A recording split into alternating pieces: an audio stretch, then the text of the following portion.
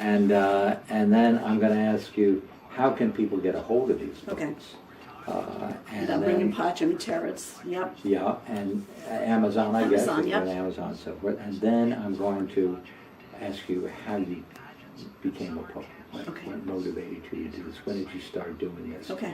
And then you can get into some biographical material about your work at the library Yeah. that you've been doing for 25 years. Okay. And whatever else you'd like to talk about.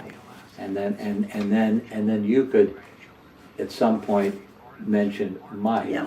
And then Mike, you can start talking about some of your work and what is pointillism? Because most people don't know. Sure, They don't know Surratt, and they don't know that whole period in history, and so I'd like you to tell us a little bit about that.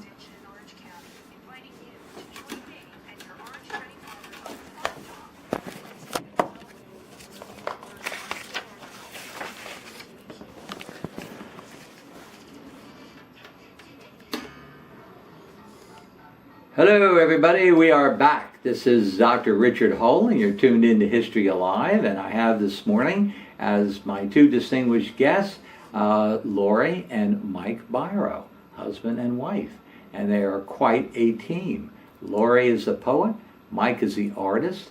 Both have reached out to our communities in New Jersey and here in Orange County, New York, and elsewhere. Laurie reading her poetry and running workshops and all kinds of things and publishing quite a few of her poems and wonderful anthologies.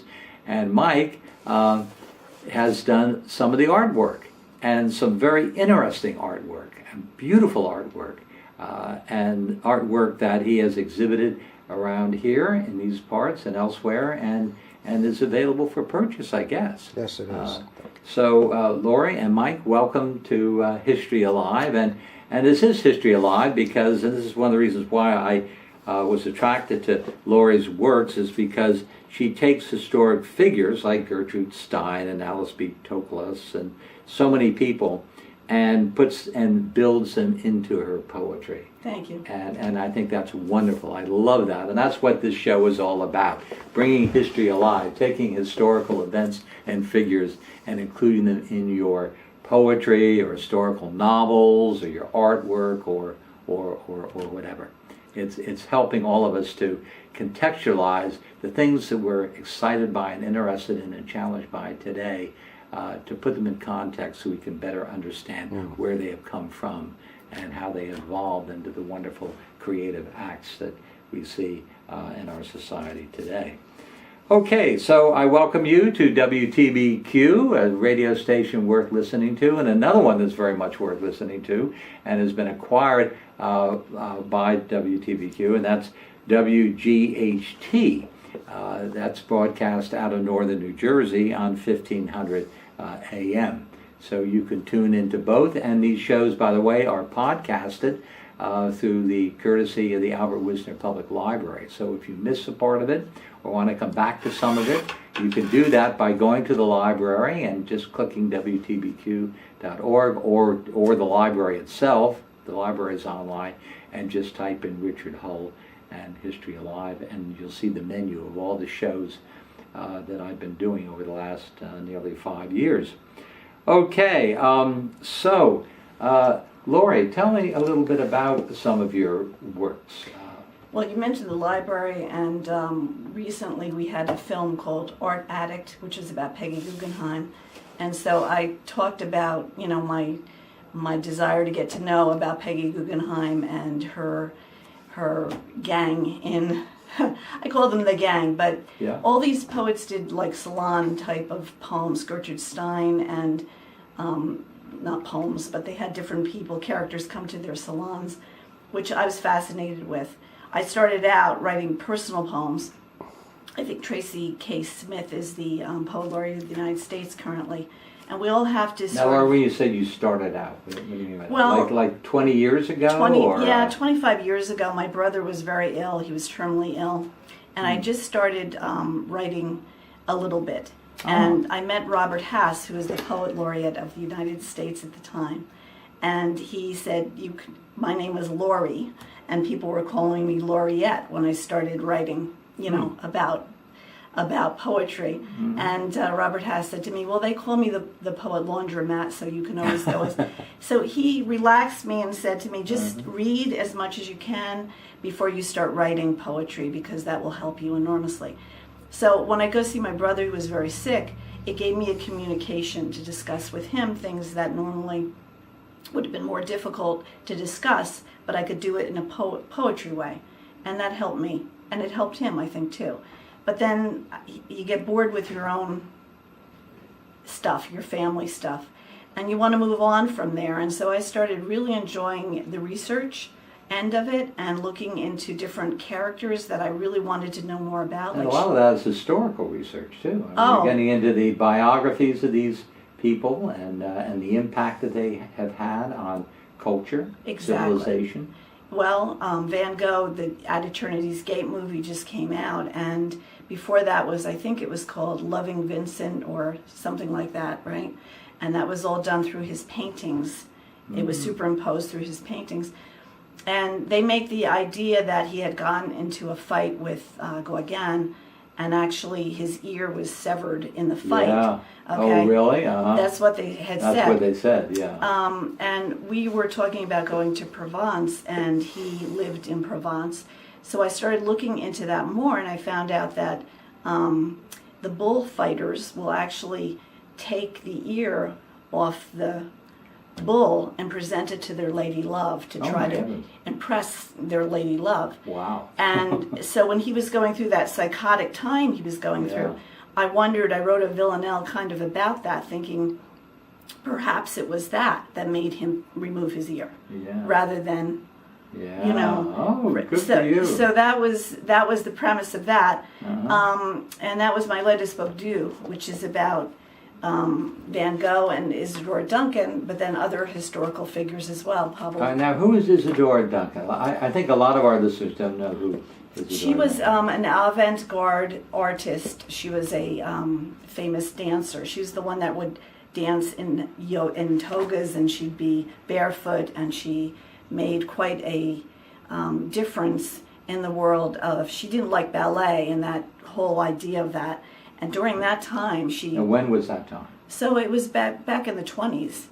And she tragically lost her 2 children into the river Stein, because the chauffeur couldn't, Mike, tell them the chauffeur couldn't. Yeah, the chauffeur, he forgot to put the emergency brake on. And, oh my God. And the car started rolling, and he tried to stop it by blocking it, and he couldn't. And so the car rolled into the river, and the 2 children drowned.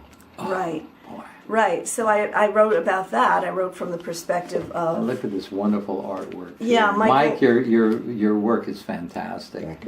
And it's just amazing. And so I wrote from the perspective of Deirdre Beatrice Craig, who was the little girl who drowned. And Michael, then I said to him, I need a painting that will describe her sorrow. Yes. And so he painted in pointillism Isadora Duncan on the beach.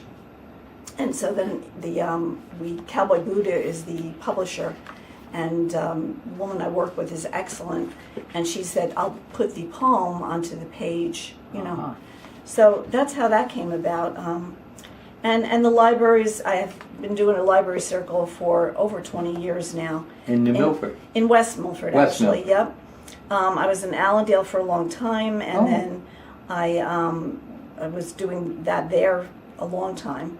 And I became friends with many people, and they actually sponsored my work and sent money to the West Milford Library so that I could continue my work there.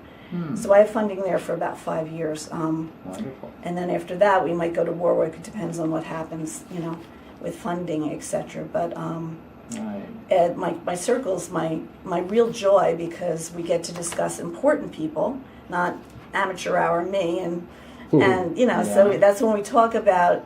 But tell us about a few more. You've got Gertrude Stein, of course. Right. What made her so famous? Gertrude Stein was another one. She was an art collector, and she was a poet. She was an American who lived overseas in France, didn't she? Yeah, she actually. During the war years. She actually came from California. A lot of people don't realize that, because she lived in Paris and over in France, right? which was kind of interesting from a historical point of view because it was during World War II. And she managed to survive as a lesbian with her, Alice B. Toklas was her And she partner. was Jewish too, wasn't she? Yes, And, yeah. exactly. And so that's why I had, kind of told you about that. It was interesting to me because they said that sometimes she might have been connected with the Vichys. I'm not sure if that's true or not, but it's just odd that she managed to survive during that time with Well, she was attracted to a lot of people. I mean, she was well known. She was a wonderful promoter Yes. of some of the early 20th century artists. Yep. Promoted their works, and she came from a prosperous family, and she could afford to do that. And she held a famous salon. Yes. Which was a You had Ernest Hemingway. Yeah. Hemingway, and I mean all kinds of artists and writers. And really. Ezra Pound and a lot of, yes, exactly, Cezanne, and that's why I wrote about all the characters from the perspective of some of the characters would come off the canvas and be, the characters of the paintings themselves, but also the characters visiting her. Because Ernest Hemingway became, I would say he was besotted with her, which is kind of weird because he was known as such a macho kind of guy, right? Yeah, true. But he just adored her, and he showed up one day unannounced, and you could hear them fighting inside, and they were fighting with each other, and he was like nervous, and he ran off, which is kind of interesting about Ernest, right? Yeah. Well, Laurie, you really bring some wonderful and fresh insights into these historical characters in marvelous ways. I mean, it's a very engaging anthology. This and all of your works. I mean, I think they're really amazing. And Mike, your pointillistic work. A lot of people don't know much about the pointillism period in. The pointillism is sort of a term that was phrased by George Seurat. He scientifically researched his own method and using pure color. I'll just make one example. If you put a dot of red paint next to a dot of blue paint, Yeah. at a distance it looks purple. Really? Yeah, interesting. So he devised a method of placement of pure color in such a way that it presents itself well as a painting. And you have captured this wonderful cover of your most recent book, Laurie, and Other Sorrows, again by Laurie Byro, and Mike did the cover, and I gather you already sold a work of art, and I can see why, because it is just absolutely amazing. And you're one of, this is yours too, I think, of Gertrude Stein, isn't Gertrude it? Stein. Gertrude Stein's Picasso. Salon and Other Legends. That's another fantastic But work. it's my way of meditating and relax, because you can't do it quickly. You have to do it slowly. So, Yeah, it's very, it moves slowly, doesn't it? Because it's a series of little dots, right. isn't So it? And it's, if I wanted to paint like Gertrude Stein with a paintbrush, I can probably do it in 5-6 hours. Yeah, doing exactly. dots. Yeah. Doing like 40-50 hours. 40 or 50, wow. Intensive. Okay, we have to take another break for our good sponsors. We shall be right back. This is Richard Hulling. You're tuned into History Alive, and I have the Byros with me today in the studio, and they're talking about poetry. It's fascinating.